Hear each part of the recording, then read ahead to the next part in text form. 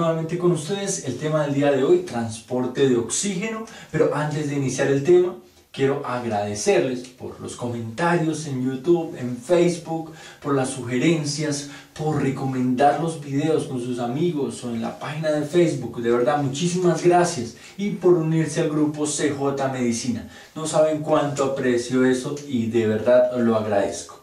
Entonces, fíjense en esto. Hoy vamos a hablar acerca del transporte de oxígeno, cómo el oxígeno que está en nuestro ambiente, ahí disponible para todos, ingresa a nuestro organismo y que cuando ingresa, pues pasa a la circulación y se dirige a los tejidos. Esto tiene ciertas características especiales y es fundamental comprenderlo. Además porque constantemente nuestros tejidos están requiriendo ese oxígeno, ¿verdad? Para sus funciones vitales. Entonces es fundamental comprender el tema del transporte de oxígeno. Vamos a comenzar, y quiero de hecho comenzar la clase, con el taxi, con el transportador, con el carrito que lleva las moléculas de oxígeno en nuestro organismo. ¿Cómo se llama? Hemoglobina, ¿verdad? No es sorpresa para nadie que vamos a hablar de la hemoglobina y vamos a hablar entonces de la formación de la hemoglobina. ¿Dónde se produce la hemoglobina? ¿Cómo se produce la hemoglobina? Bueno, se produce en un restaurante. Este platillo se produce en un restaurante llamado eritroblasto. Las células inmaduras de los eritrocitos, las formas inmaduras del eritrocito, mientras va en su proceso de desarrollo, también se va formando la hemoglobina que finalmente va a estar pegadita a él. Ya veremos por qué. Entonces, en el restaurante eritroblasto se produce la hemoglobina. ¿A partir de qué? ¿Cómo es la fórmula? ¿Cómo es la receta de la hemoglobina? Es muy sencilla, fíjense. Son 2 cucharaditas de succinilcolina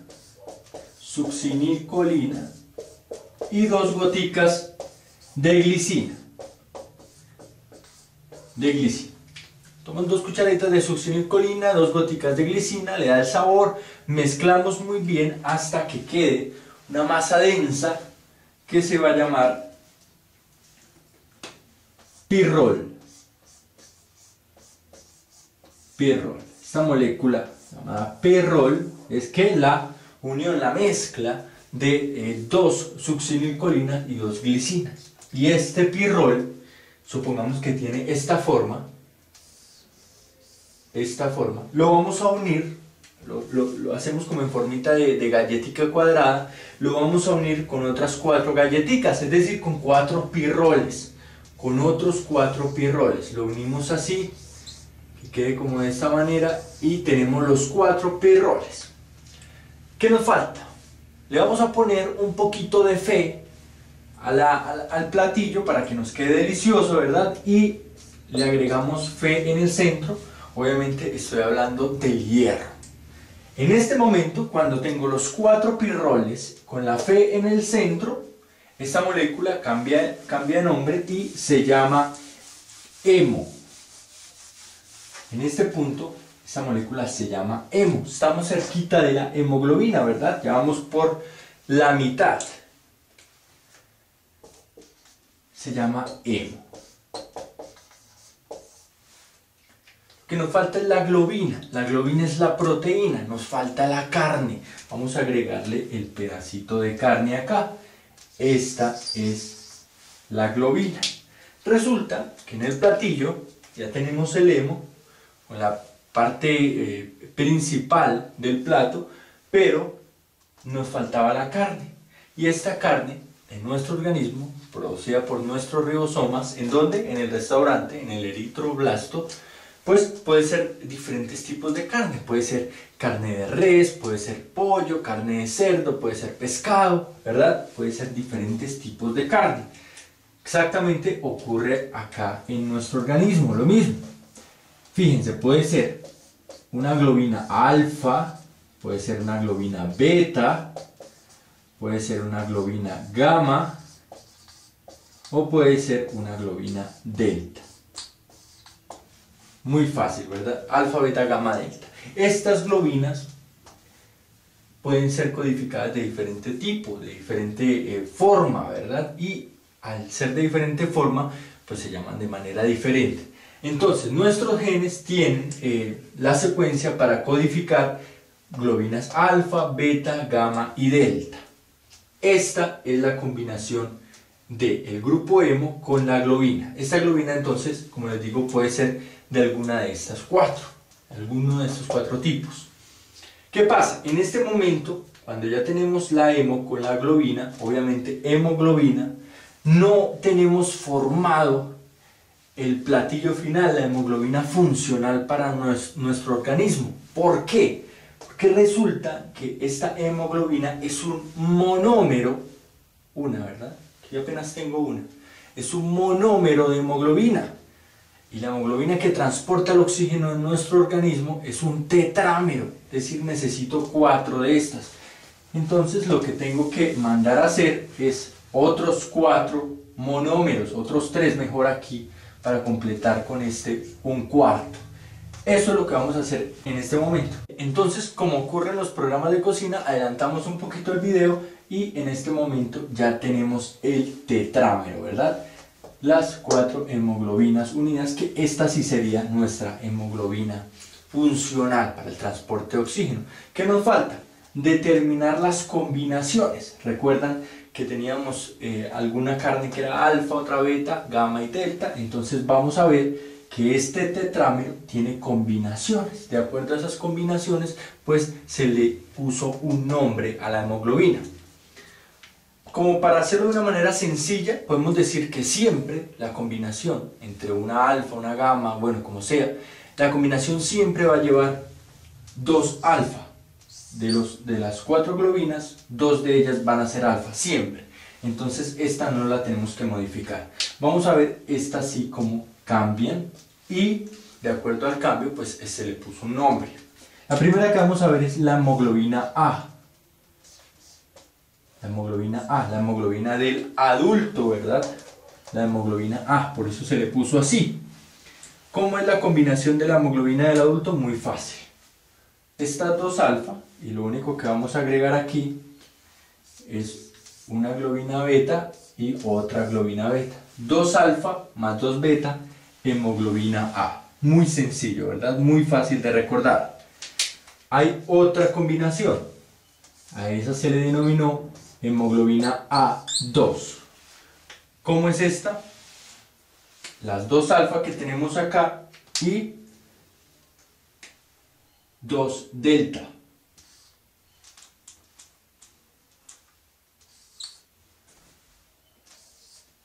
Dos delta. Entonces, hemoglobina A2, las 2 alfa más las 2 delta. Y la otra hemoglobina que quiero comentarles es la hemoglobina fetal. Fetal. ¿Cómo es el asunto con la hemoglobina fetal? Pues ¿cuál nos falta? Ya tenemos la alfa, que siempre va con la beta, con la delta. Nos falta la gamma, muy sencillo, ¿verdad? Entonces, 2 alfa con 2 gamma, la hemoglobina fetal. Un repaso rápido. ¿Cuál es la hemoglobina A? Las 2 alfa con la beta, la hemoglobina A2, la 2 alfa con la delta y la hemoglobina fetal, las 2 alfa con la gamma. Muy sencillo y muy fácil de comprender. Vamos a hablar acerca de la hemoglobina A, nuestra hemoglobina de adulto, y voy a utilizar pues la combinación, ya saben, 2 alfa y 2 beta. Pero quiero hacer esto mucho más fácil, mucho más sencillo, mucho más práctico. Entonces voy a modificar esto, que no voy a poner aquí los oxígenos que están siendo transportados, sino voy a simbolizar esta hemoglobina como un carrito de esos de las montañas rusas. ¿Han visto los carritos de la montaña rusa que tienen 4 puesticos? Cada puestico será para un monómero de hemoglobina y cada monómero pues se une a un oxígeno. Entonces este carrito que tiene 4 sillas pues tiene el cupo para 4 oxígenos. Esto es lo que quiero simbolizar. Entonces vamos a cambiar el dibujo y vamos adelantando. Bien, entonces ya hemos cambiado un poco la forma de esa hemoglobina que vimos en un principio. Ya la tenemos como un carrito de montaña rusa, ¿verdad? Con 4 pasajeros de oxígeno. Cada oxígeno que está montado en una molécula de hemoglobina. Pero quiero simplificar aún más este dibujo para utilizarlo constantemente dentro de la clase. Entonces a partir de este momento voy a representar la hemoglobina como una cruz y en cada lugar pues lleva un oxígeno. Es decir, carga sus 4 oxígenos. Este va a ser el símbolo de la hemoglobina en la clase. Y pues lo vamos a tener en cuenta que está unida al eritrocito. ¿Por qué? Porque es necesario que la hemoglobina esté unida al eritrocito. Porque la naturaleza no la dejó libre por ahí. Dijo, no, usted tiene que ir en el eritrocito, ahí anclada al eritrocito, como el carrito de la montaña rusa va anclado a los rieles, ¿verdad? Para que no se vaya. ¿Por qué? Resulta que la hemoglobina es muy tóxica. La hemoglobina, por su componente de hierro, puede afectar y dañar las células del túbulo contorneado proximal. Entonces, al ser una proteína pequeña, se puede filtrar y es reabsorbida por el túbulo contorneado proximal y altera, daña las células del túbulo contorneado proximal. Entonces, bajo condiciones fisiológicas, la hemoglobina debe estar anclada al eritrocito y mantenerse en este lugar. En ciertas situaciones patológicas, esta hemoglobina se puede liberar y obviamente generar una necrosis tubular aguda. Pero el caso ahorita es que la hemoglobina la vamos a tener unida acá. Esta es nuestra hemoglobina. Y ahora sí voy a entrar en la parte del alvéolo y el capilar, la parte funcional del transporte de oxígeno, la movilización de ese oxígeno que estaba en el ambiente, ingresó a nuestras vías aéreas y se encuentra acá en el alvéolo, generando ¿qué? Una fuerza, una presión parcial. ¿Qué es esto de presión parcial? Hablemos un poquitico acerca de presión parcial. Resulta que en el ambiente, en la atmósfera, hay muchos gases, ¿verdad?, que están ejerciendo presiones. Los gases ejercen presiones. Y resulta que le pusieron presión parcial, en este caso vamos a hablar la del oxígeno, porque la suma de esas presiones, de esos pedacitos, de esos parciales, ¿verdad?, de un parcial, por ejemplo un eclipse, el eclipse fue parcial, es decir, solo un pedacito de la luna o del sol fue oculta. Exactamente pasa lo mismo acá. La presión de uno de esos gases es parcial. ¿Parcial a qué? A la suma total, a la presión total. El nitrógeno, el oxígeno, todos estos ejercen presiones en el ambiente y pues a la presión de uno solo pues se le llama presión parcial. A la suma de todas las presiones parciales, es decir, a la suma de todos los pedacitos de presiones, pues se le llama presión total. Entonces, cuando hablamos de presión parcial de oxígeno, es esa presión, su parte, lo que aporta a la presión total. Aquí cuánto nos ejerce en condiciones fisiológicas, voy a hablar toda la clase en condiciones fisiológicas y a nivel del mar. ¿Cuál es la presión parcial de oxígeno acá en nuestro alvéolo? Es alrededor de 104 milímetros de mercurio, 104. Cuando hablo de presiones voy a hablar de milímetros de mercurio también para no tener que escribirlo y ir mucho más rápido. Entonces, presión parcial de oxígeno, 104 milímetros de mercurio en el alvéolo. Entonces hay 104 milímetros de mercurio de oxígeno tratando de ingresar, de pasar el alvéolo y llegar hasta el capilar. Pero ojo, acá también tenemos, este es un lado de la cancha, acá en el otro lado de la cancha también tenemos una presión de oxígeno. Entonces voy a explicar el gráfico como quiero que lo entendamos para que se haga más fácil. Por acá, por este lado, proviene la sangre venosa, la sangre que está desoxigenada. Ya veremos que no es desoxigenada, pero la sangre venosa. Y hacia allá, pues, esa es la sangre que ya recibió la carga de oxígeno del ambiente. Hacia allá, es decir, desde acá, desde el ventrículo derecho y hacia el ventrículo izquierdo, para que estemos claros. Entonces, constantemente se mantiene una presión de 104 milímetros de mercurio en el alvéolo tratando de entrar, tratando de ingresar, de pasar. Claro, acá en este lugar, en la sangre venosa, también existe cierta cantidad de oxígeno y ese oxígeno genera una presión y es una presión parcial porque hace parte de muchas presiones de los gases que están dentro del organismo. Entonces es una presión parcial de oxígeno en el capilar y es 1 la presión parcial de oxígeno en el alvéolo. Veamos primero cuál es la presión parcial de oxígeno en el capilar. Es alrededor de 40 milímetros de mercurio. Entonces, resumo. Tenemos dos presiones a cada lado de la cancha. El oxígeno quiere pasar de acá a acá. Necesitamos que pase. En un lado de la cancha está haciendo una presión de 104 milímetros de mercurio y en el otro está haciendo una presión de 40 milímetros de mercurio. Naturalmente, simplemente por la diferencia de presión, el oxígeno se va a movilizar, ¿verdad? Ojo a esto, ojo a esto. Una cosa es la presión parcial de oxígeno y otra cosa es la saturación de oxígeno. ¿Quién define la presión parcial de oxígeno? El oxígeno que está disuelto en sangre. Es decir, nosotros tomamos una muestra de sangre y vemos cuál es la presión parcial de oxígeno en sangre. Está definida por el oxígeno que está disuelto, es decir, el oxígeno que no está unido a la hemoglobina. Ya veremos más adelante qué cantidad de oxígeno no está unido a la hemoglobina. Por si no lo sabía, hay oxígeno que viaja a través de la sangre unido a la hemoglobina y otro que va disuelto en la sangre, en el plasma, no unido a la hemoglobina. Lo aclaro, ¿verdad? Por si no lo sabían. Entonces, tenemos una presión parcial de oxígeno de 40 milímetros de mercurio que es dada ¿por qué? Por el oxígeno que está disuelto en la sangre. Muy diferente a la saturación de oxígeno que es dada por la cantidad de oxígeno que está unido a la hemoglobina.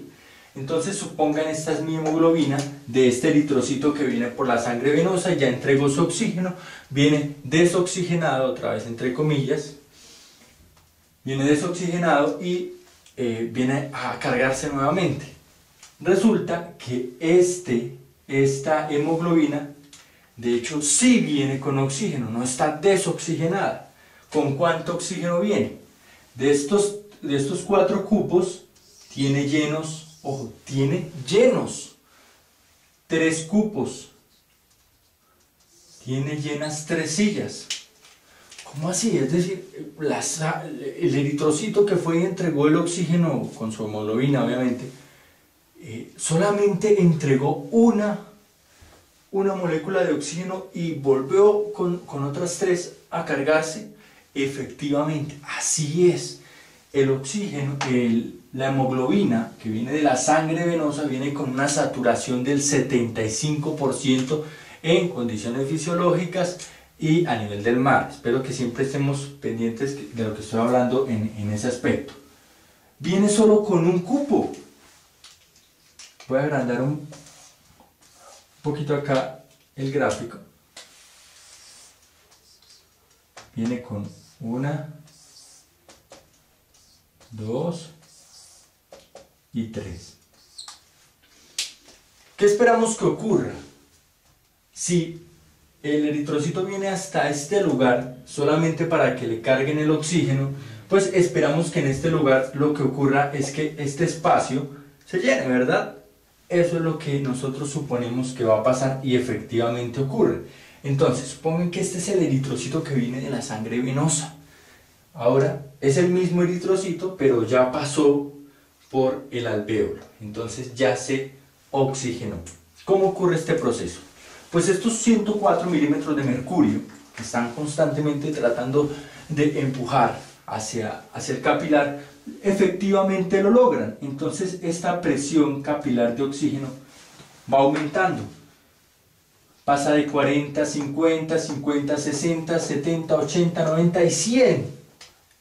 Hasta equipararse con la presión que existe en el alvéolo. Entonces acá estaban 40, acá ya van 50, 60, 70, 80, 90, 100.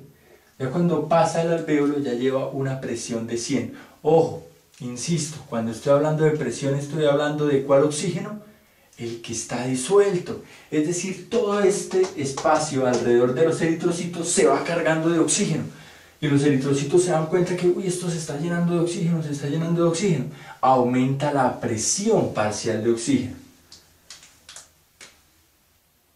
El hecho es que pasa de 40 a cerca de 100 milímetros de mercurio, para hacerlo más práctico, cerca de 100 milímetros de mercurio cuando atraviesa el alvéolo. ¿Y esto qué genera? Que tanta presión fuera del eritrocito, y el eritrocito con su hemoglobina ahí pegadita, tanta presión hace que el oxígeno que está por ahí disuelto, pues uno llegue y coja puesto ahí la hemoglobina, ese puestico que estaba libre, llega, ay, acá hay un puestico, y se sube ahí, se sube a la hemoglobina. Entonces nuestra hemoglobina ya queda con sus 4 cupos llenos. Tanta cosa que les estoy diciendo, ¿para qué? Con los 4 cupos llenos. Esta es la hemoglobina que sale después de pasar por este proceso de oxigenación. ¿Para qué? Para que tengamos en mente dos datos que hasta ahora les he entregado. La sangre venosa viene con una presión parcial de oxígeno dada por el oxígeno que está disuelto en sangre de 40 milímetros de mercurio y con una saturación de oxígeno dada por el porcentaje de oxígenos unidos a la hemoglobina. Viene con una saturación. Si esta saturación tiene 4 cupos, cada cupo vale 25%, viene con una saturación de 25, 50, 75%. Viene con una saturación del 75%, la sangre venosa. Y después pasa el complejo alvéolo capilar, pues sale con una presión de oxígeno, una presión parcial de oxígeno de alrededor de 100 milímetros de mercurio y con una saturación de 25, 50, 75% y 100%, ¿verdad? Que es lo ideal, es lo que nosotros esperamos. Estos son los dos datos que quiero que tengan en cuenta y ahora vamos a continuar en este camino. Vamos a ir más allá tratando de llegar hacia el ventrículo izquierdo para que nos bombee hacia todo el organismo. Entonces, espero que esté claro, la hemoglobina está unida al eritrocito, la sangre que proviene de las venas viene con una saturación, no es desoxigenada, tiene una presión parcial de oxígeno, tiene un oxígeno unido a la hemoglobina y acá lo que ocurre es que por tanta presión pues se movilizan los oxígenos aumentando en primer lugar la presión parcial de oxígeno, es decir, primero se acumula el oxígeno disuelto y ya cuando se incrementó la cantidad de oxígeno alrededor del eritrocito, uno de esos oxígenos dice, bueno, pues me voy a acomodar acá en esta sillita y se acomoda.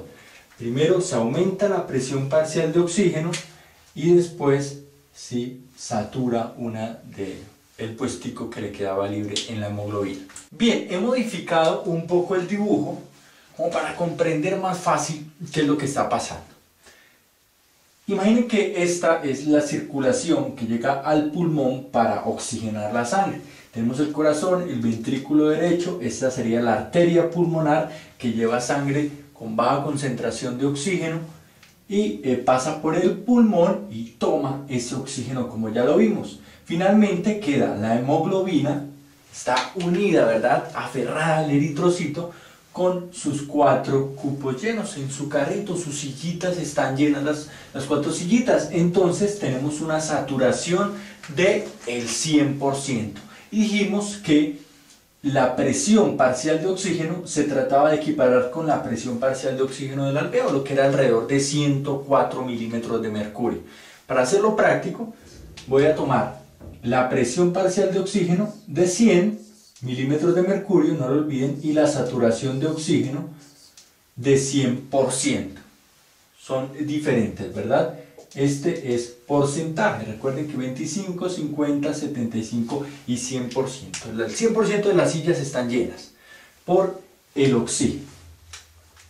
Y entonces, como ustedes suponen, esta sangre sale del pulmón y llega al ventrículo izquierdo a través de las venas pulmonares, a la aurícula izquierda y luego al ventrículo izquierdo, ¿verdad? Con una saturación del 100% y con una presión parcial de oxígeno de 100 milímetros de mercurio. ¿Están o no de acuerdo con esa definición que acabo de dar, con ese cuadro que acabo de comentarles? Pues si no están de acuerdo, están en lo correcto, porque resulta que esta presión parcial de oxígeno y esta saturación, de hecho, cambia, disminuye antes de llegar al corazón. ¿Pero cómo? ¿Cómo es el asunto? ¿Por qué? Resulta que ocurre un fenómeno llamado mezcla de sangre venosa que genera la disminución de la presión parcial de oxígeno y de la saturación. Hay unos vasos en el pulmón, ojo a esto, hay unos vasos en el pulmón que llevan la sangre, ¿verdad? Pero no para generar el proceso de transporte de gases, sino para suplir las necesidades del pulmón.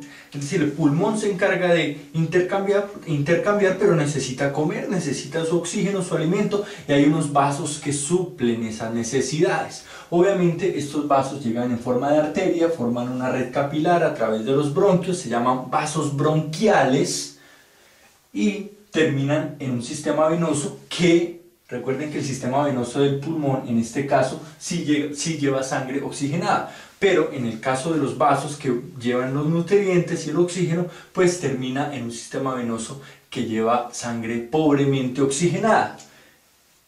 Por alguna razón, la naturaleza puso en conexión esos vasos con sangre pobremente oxigenada con estos vasos que están full oxigenados, ¿verdad? Completamente oxigenados. Entonces, ¿qué ocurre? Pues es como si acá lleváramos agua salada y le agregáramos un poco de agua dulce. Naturalmente el sabor salado no va a cambiar porque es mucha más la cantidad de agua salada que la de agua dulce que deposito, pero sí voy a modificar la concentración. Tal vez ya no está tan salada, le bajé un poquito la concentración. ¿Cuánto es ese poquito? Pues resulta que cuando ya salimos del pulmón, cuando estamos en el pulmón, podemos hablar de estos valores: 100% de saturación y alrededor de 100 milímetros de mercurio. Pero cuando ya salimos del pulmón y esos vasos, déjenme dibujarlos, los vasos bronquiales provenientes del pulmón depositan su sangre venosa, pues ya cambia un poquito este valor y se dice que la saturación de oxígeno queda en alrededor de 98, 97, bueno, depende de donde lo lean.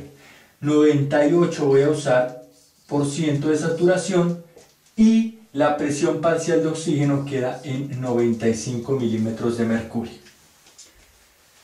Se fijan, no es exactamente lo que habíamos estudiado previamente, ni lo que les había dicho, que acá llegaba la sangre 100 y 100. No, ha disminuido un poquito por este fenómeno, el de los vasos bronquiales, el de la mezcla de sangre venosa.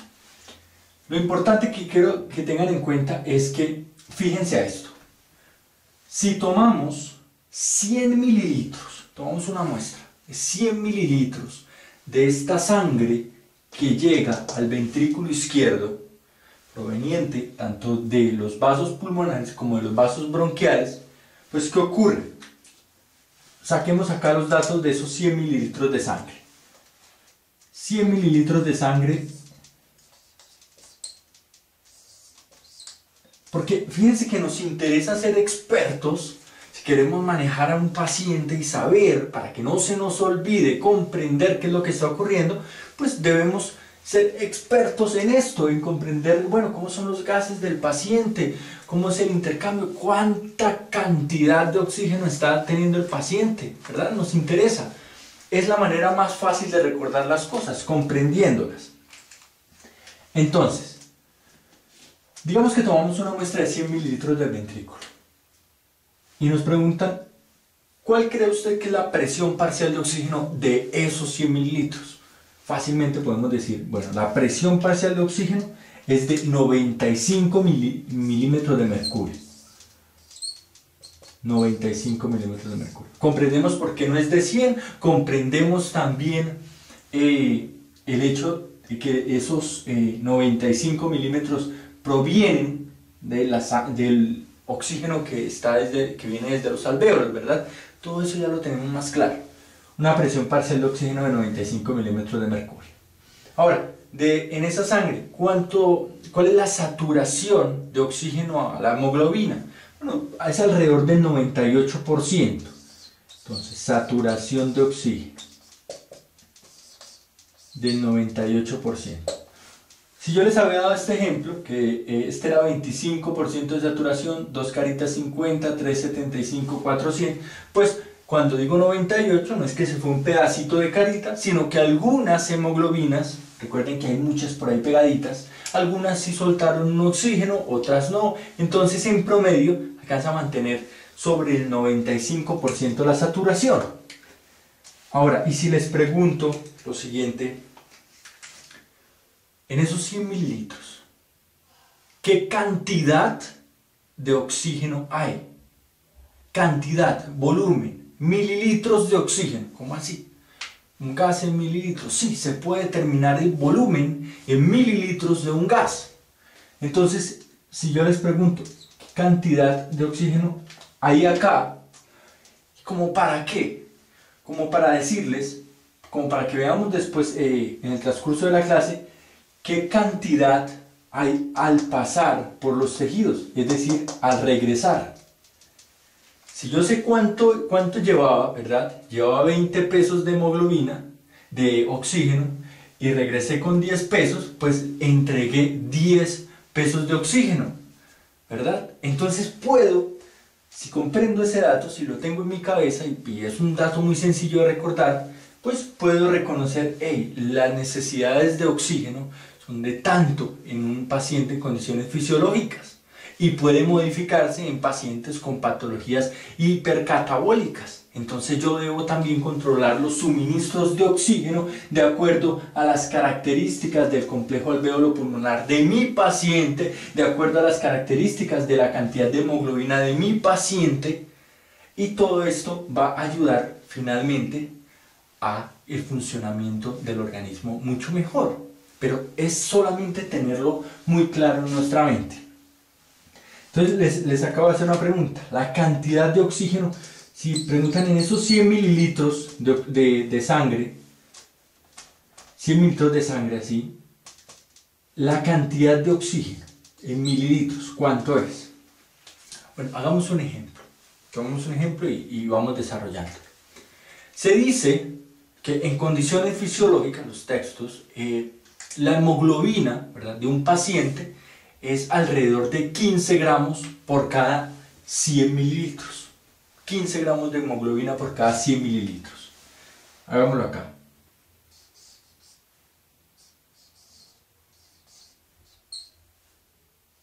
...15 gramos de hemoglobina por cada 100 mililitros.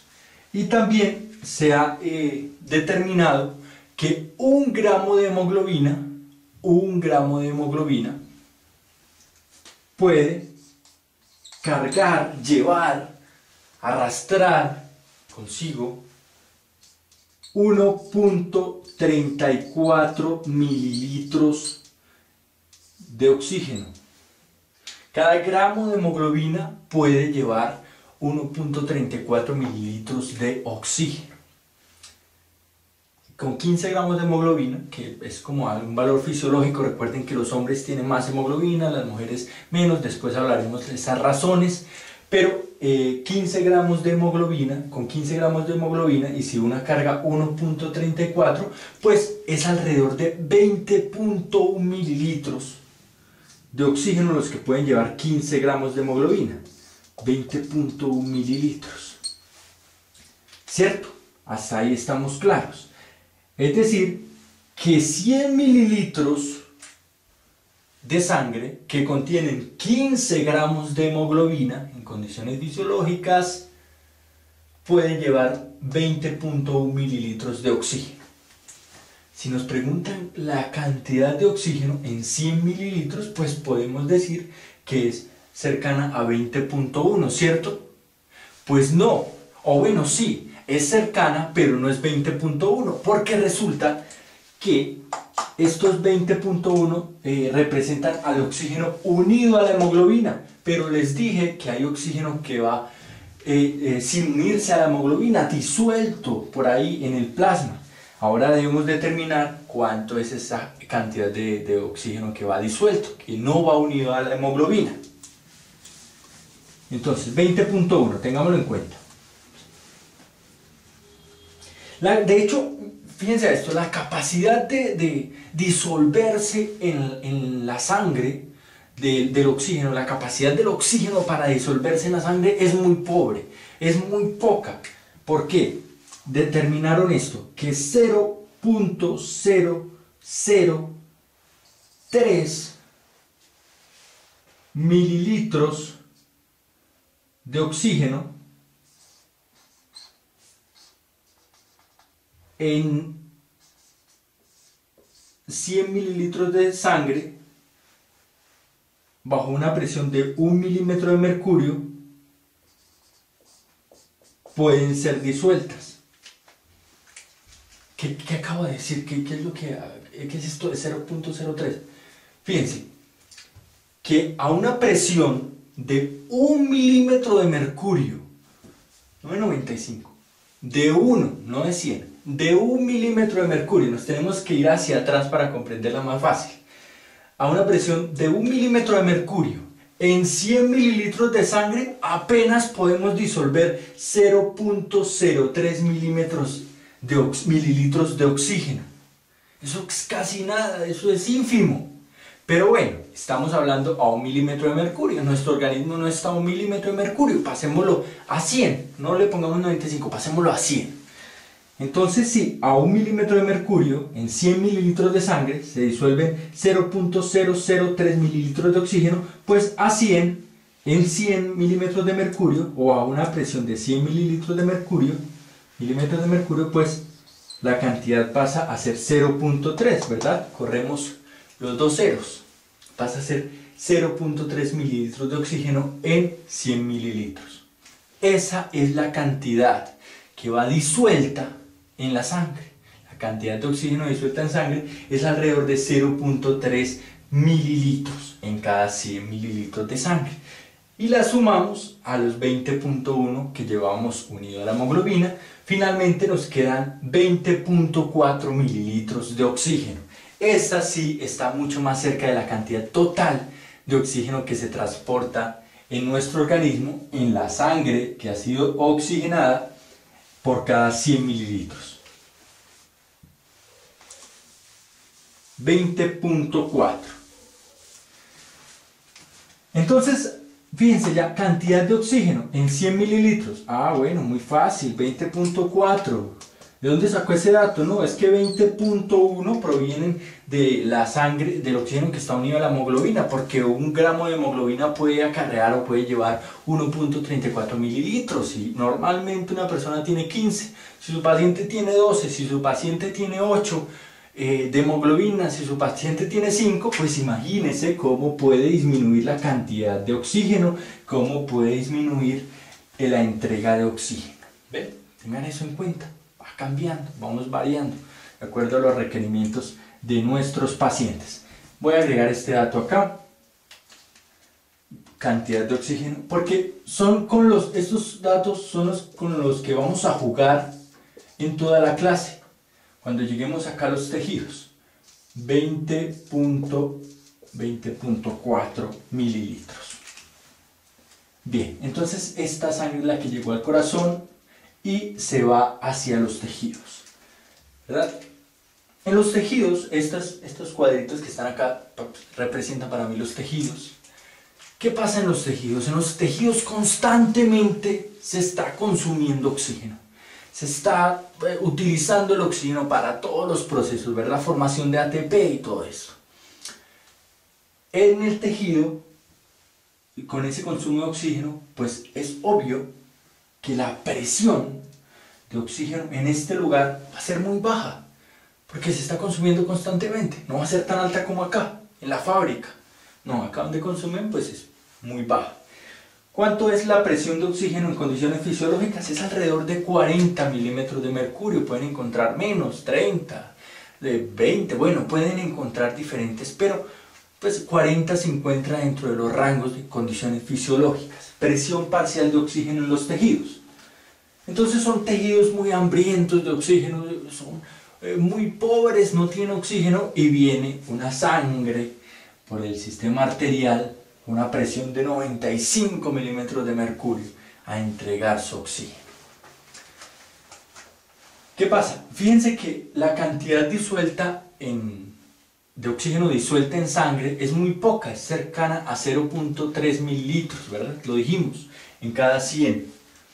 Pero a pesar de ser tan pequeñita, 0.3, es muy importante, es muy valiosa, porque además de ser la que aumenta en primer lugar, cuando comienza el transporte de oxígeno, primero aumenta el oxígeno disuelto, también es la primera que se entrega, porque está sueltico, ¿por qué no? Y es decir, que indirectamente mantiene el oxígeno unido a la hemoglobina. Si los 4 oxígenos van pegaditos ahí y ven que hay más gente por ahí, pues ninguno se baja porque saben que pues, le pueden quitar el puesto. Pero si ven que los oxígenos que están por ahí alrededor van disminuyendo, se van, pues alguno de ellos se baja. Entonces, de una u otra manera, ese oxígeno disuelto en sangre, esa presión parcial de oxígeno, que es el oxígeno disuelto en sangre, mantiene el oxígeno unido a la hemoglobina. Por lo cual no nos extraña que cuando llega acá al tejido, fíjense, este es el tejido, una presión parcial de 95 comience a disminuir, encontrándose al otro lado una presión de 40 milímetros de mercurio. Acá presión de 40, recuerden que estoy hablando del tejido, 40 milímetros de mercurio. Y llega esta superpresión de 95, tin, va al corazón, llega acá y comienza a disminuir 80, 60, 40, hasta que se equipara con la del tejido. Recuerdan que al inicio de la clase les comenté cuál era la presión parcial de oxígeno de la sangre venosa. Claro, 40 milímetros de mercurio. Tiene sentido, ¿verdad? Tiene sentido que la presión parcial de oxígeno sea 40 y que la de los tejidos sea 40, porque tuvo que equipararse la presión que venía en la sangre venosa, en la sangre arterial, la cantidad de oxígeno que venía en la sangre arterial para suplir las necesidades del tejido. Finalmente, esta presión se convierte en una P. Recuerden que esto es de oxígeno. Tal vez se me pase en algún momento escribirlo, pero recuerden que es de oxígeno. Pasa a ser de 40 milímetros de mercurio. La pregunta es, y para ver la segunda parte del video,